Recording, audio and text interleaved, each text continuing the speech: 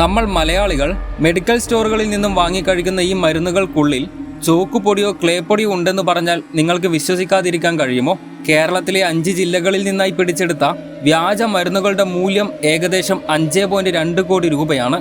അതിൽ ഏറ്റവും കൂടുതൽ പാലക്കാട് നിന്നും 4.40 ലക്ഷം കോടി രൂപയുടെ വ്യാജമരുന്നാണ് ഇവിടെ നിന്നും പിടിച്ചത്. ഒരു ബ്രാൻഡ് മെഡിസിൻ്റെ അതേ രൂപത്തിലും അതേ ബ്രാൻഡിങ്ങിലുമായിട്ട് ഒരുപാട് ഡ്യൂപ്ലിക്കേറ്റ് മെഡിസിൻസ് കേരള മാർക്കറ്റിൽ ഇപ്പോൾ ലഭ്യമാണ്. വലിയ വലിയ രോഗങ്ങൾ വന്നാൽ കൊടുക്കുന്ന മരുന്നുകളിൽ പോലും ഈ കൃത്രിമം നടക്കുന്നുണ്ട്.